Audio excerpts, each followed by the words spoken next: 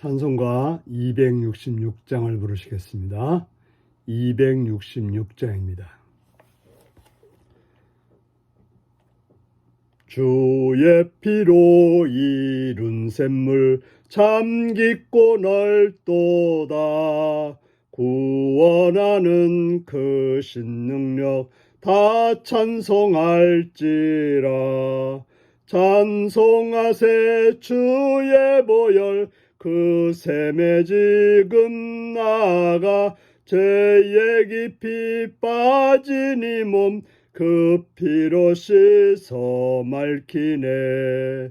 죄악 세상 이김으로 거룩한 길 가는 나의 마음 성전 삼고 주께서 계시네.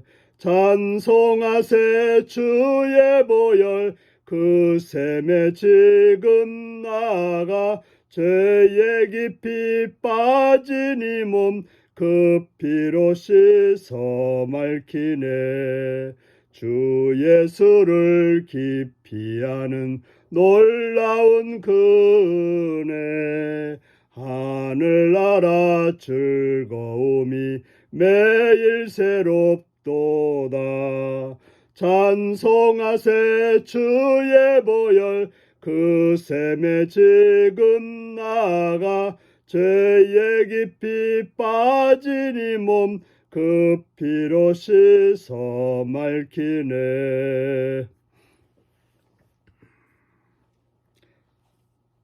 오늘은 누가복음, 오늘 우리에게 주신 하나님 말씀은 누가복음 20장 9절에서 19절까지 말씀입니다. 누가복음 20장 9절에서 19절입니다.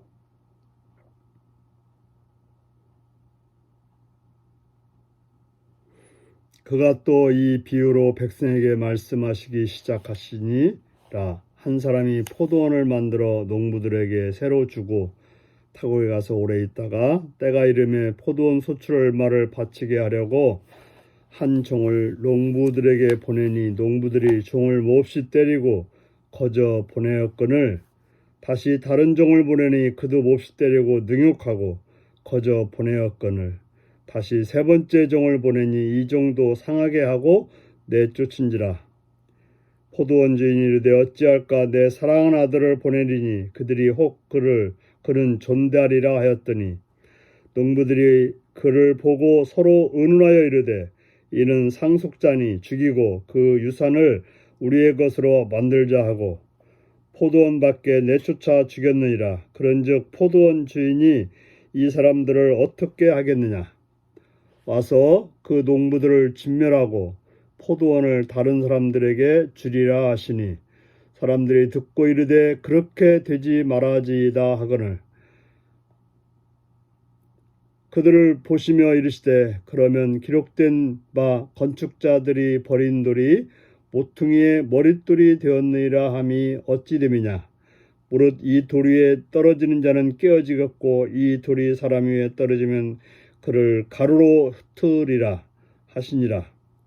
서기관들과 대제사장들이 예수의 이 비유는 자기들을 가리켜 말씀하신 줄 알고 즉시 잡고자 하되 백성을 두려워하더라. 아멘. 오늘은 주인의 아들까지 죽인 악행에 임할 심판 예고라는 제목으로 말씀을 나누겠습니다.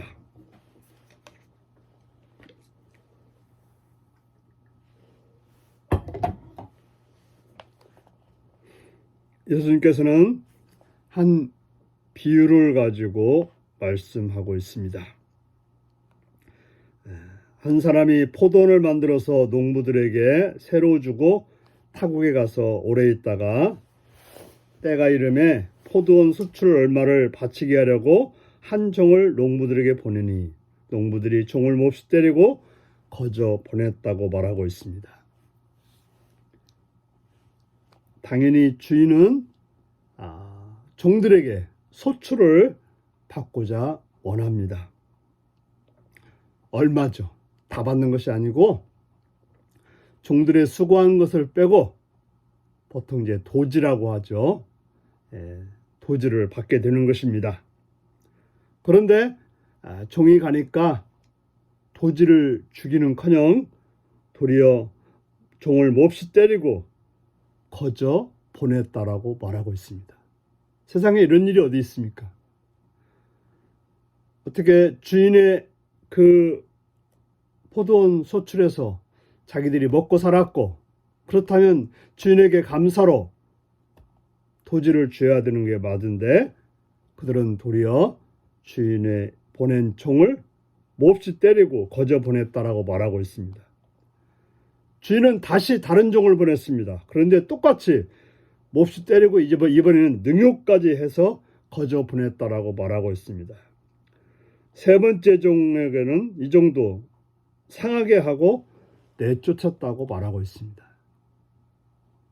말도 안 되는 일이죠. 어찌 그런 일이 있을 수 있습니까? 그래서 포도원 주인이 생각하기를 내 사랑 아들을 보내면 그들이 존대할 것이다 해서 아들을 보냈는데 아들은 마저 죽여버렸다라고 말하고 있습니다. 아들을 죽이면 그 포도원이 자기 것이 될 거라고 생각하고 그렇게 했다라고 말하고 있습니다. 그런즉 그렇게 했기 때문에 포도원 주인이 이들을 어떻게 하겠냐는 거죠. 그 농부를 진멸하고 포도원을 다른 사람들에게 줄 것이라고 말하고 있습니다. 그 말을 들은 사람들은 우리에게 그런 일이 생기지 않기를 바란다라고 말했습니다. 이 이야기가 무슨 이야기입니까? 지금 유대 종교 지도자들에 관한 이야기인 것입니다. 그들은 하나님께서 하나님의 백성이라고 하나님의 백성으로서 부름을 받았습니다. 그런데 그들은 하나님의 뜻대로 행하지 않고 하나님 말씀대로 행하지 않고 자기들의 우상을 섬기고 악을 행했습니다. 그러자 하나님은 선지자들을 보냈습니다. 1명 보내고 2명 보내고 3명 보내고 보냈지만 계속해서 그들은 그 말씀을 듣지 않고 하나님 말씀을 듣지 않고 거부하고 도리어 때리고 죽이기까지 했다라고 말하고 있습니다. 더 나아가서는 지금 예수님이 이 땅에 오셔서 지금 말씀을 전하고 있는데 그들은 그 예수님을 거부하고 죽이기까지 하려고 하는 것입니다.